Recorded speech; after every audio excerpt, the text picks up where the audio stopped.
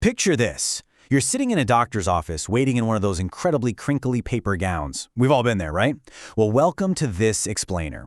Today, we are taking a truly fascinating look behind the curtain of modern medicine. We so often think of a medical consultation as just pure science, lab results, x-rays, sterile prescriptions, that sort of thing. But in reality, it's a highly strategic, incredibly human detective journey. It's this delicate, intricate dance of observation, communication, and deduction. So let's dive right into this and see exactly how a master physician pieces together the giant puzzle of human health, starting from the literal first moment they interact with a patient. But before we even get to the clinical steps, we have to recognize the massive communication gap that often exists right there in the examination room. Take a simple phrase like, "We will get the results soon." That means entirely different things depending on who is sitting in the chair. To a busy doctor who's running through probabilistic algorithms and juggling dozens of cases, soon might mean within a few weeks. But to an anxious patient waiting for potentially life-changing news, soon means before lunch. Time itself literally flows differently for doctors and patients, and if a physician doesn't recognize this fundamental impasse in communication right off the bat, well, the medical detective journey derails before it even begins, simply because the doctor and the patient are living in two completely different realities. So to understand how medical professionals actually navigate this, we're going to break down the consultation into 5 distinct phases. First, the art of bedside manner. Second, asking the right questions. Third, taking the patient's history. Fourth, gauging degree of illness. And finally, avoiding cognitive traps. All right, let's kick things off with Phase 1, the art of bedside manner. This first phase isn't just about being polite. It's about establishing trust, which is the absolute, non-negotiable prerequisite for any healing to occur. Historically, the medical field talked a whole lot about patient compliance, meaning, did the patient quietly and blindly follow the doctor's orders? But modern medicine strives for something much better. It's called concordance. Concordance is a truly collaborative care plan. It recognizes the central role of the patient's actual participation. Think of it more like a negotiation rather than a dictatorship. Because, let's be real, if there's no harmony between the doctor's view of what must be done and the patient's view of what they are actually willing to do, that treatment plan is going to fail the second the patient walks out the clinic door. And sometimes, building that collaborative plan actually means empowering the patient so they don't feel like they need the doctor for every little sniffle. Some physicians use a surprisingly blunt mnemonic for minor ailments to encourage this exact kind of autonomy. It's called the bastard method. Yeah, you heard that right. It stands for buy stuff over the counter, take advice from family, use self-made remedies, team up with others for support, augment your own mental health and resilience, rest, and eat a sensible diet. While it definitely sounds a bit irreverent, it's a highly effective framework. It reminds patients that they have real autonomy over their everyday health, which preserves the doctor-patient relationship for when deep, complex medical investigation is actually required. Moving right along to Phase 2, asking the right questions. Once that baseline of trust is established, the detective has to start gathering clues. And there is this beautiful metaphor for this delicate process from our source material. If you interrogate a robin, he will fly away. Tree-like silence may bring him to your hand. If a doctor just comes in and fires off a rapid-fire list of clinical questions, the patient is going to close right up. They might feel intimidated, or worse, simply give the answers they think the doctor wants to hear just to speed things along.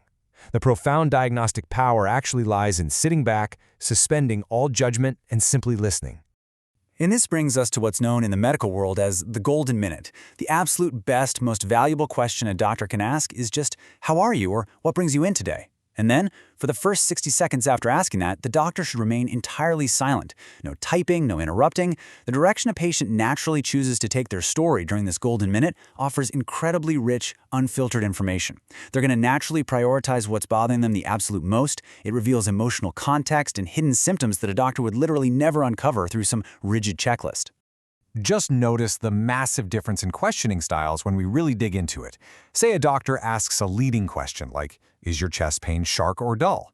Well, now the patient feels forced to pick one of those two options, even if their pain is actually more of a tight, crushing sensation. Or imagine asking, "Was the vomit red or black like coffee grounds?"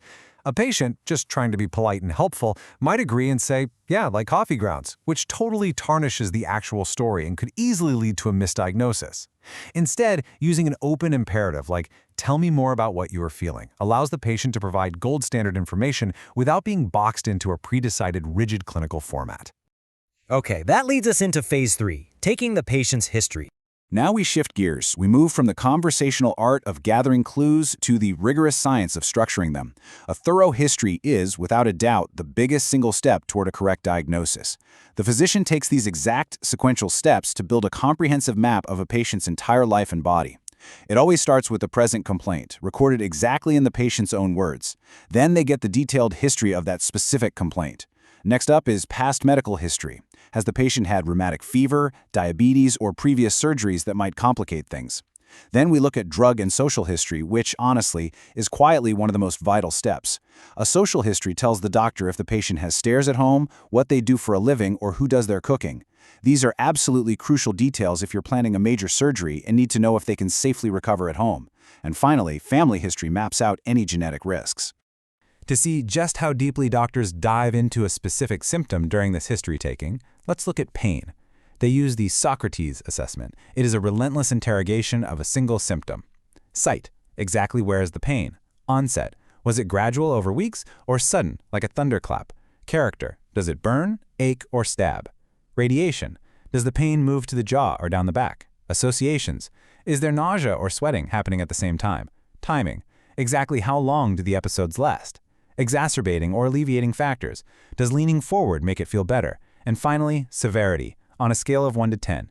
By walking systematically through this framework, what starts out as a vague complaint of a stomachache transforms into a highly precise medical signature. Next up is Phase 4, gauging degree of illness. So while the history is being taken, the physical observation phase has actually already begun. In fact, a seasoned physician's assessment starts the exact second they look at the patient from the end of the bed, long before a stethoscope ever touches the chest. They are instantly scanning the patient's pattern of breathing. Is it labored, fast, or shallow? Are they lying perfectly still? That might suggest something like peritonitis, where any movement is absolutely agonizing. Or are they writhing around, which suggests kidney stones or colic? They're also checking for unusual smells, like alcohol or hepatic fetor, which is the sweet, musty smell in the breath that indicates severe liver disease.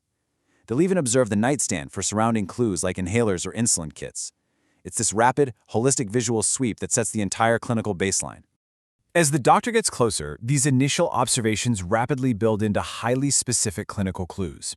They're looking for things like central cyanosis, a bluish tint around the lips or tongue that indicates dangerously low oxygen in the blood.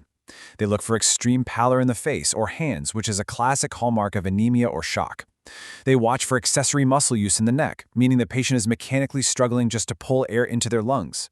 They might even ask the patient to simply hold their hands out straight and cock their wrists back to check for asterixis. This is a flapping tremor of the hands, and it can indicate severe systemic disease, like the brain reacting to built-up toxins. These subtle but absolutely critical physical signs help the doctor gauge instantly if the patient is relatively stable or if they need an emergency intervention right this very second. Which brings us to our final phase, number 5. Avoiding cognitive traps. Okay, so the detective has gathered the narrative, they've structured the history, and they've observed the physical clues. So, how do doctors still sometimes jump to the completely wrong conclusion? Well, even with all the right clues, doctors are at the end of the day entirely human. And human brains naturally rely on mental shortcuts. Over their clinical lives, doctors unconsciously build up a probabilistic algorithm. It's a mental catalog of what is most likely based on their specific past experiences. But this algorithm, these rapid intuitive leaps, can be heavily flawed by the mind's own wiring. There are 3 major cognitive biases that commonly derail medical detectives. First up is anchoring. This is when a doctor fixates on a significant, glaring feature really early in the history, say a patient's history of heavy drinking. Because they're anchored to that fact, they fail to adjust their diagnosis when new information comes to light, just assuming every new symptom is related to the alcohol. Next is availability. Say a doctor recently saw a specific rare disease or read a fascinating paper about it. It comes readily to mind. They might actually start overdiagnosing it in new patients simply because the memory is easily available, not because it's statistically probable. Finally, we have representativeness. This happens when a diagnosis is driven entirely by how much a patient resembles the classic textbook case of a disease. If the patient's presentation is even slightly atypical, the doctor completely misses it. Actively recognizing these biases is the only way for a physician to step back, override their gut instinct, and see the clinical evidence clearly. And that brings us to the conclusion, the patient's narrative. We've definitely covered a lot of ground today, all the way from the subtle nuances of the end-of-the-bed assessment to the complex cognitive biases that can trip up even the smartest minds. But to bring this explainer to a close, we have to return to the human element at the absolute core of all this science. I want to leave you with this final provocative thought. When a patient seems impossible, when they question treatments or seem to misinterpret everything, are they just being difficult, or is the doctor simply not listening closely enough? Fear, loneliness, and past trauma inevitably mangle the communication process. A truly great medical detective doesn't just treat the disease, they treat the whole patient. They stick with them, they suspend their judgment, and they recognize that a satisfied, deeply understood patient is worth 1,000 perfect clinical protocols. Thank you so much for joining me for this explainer, and remember to always keep asking the right questions.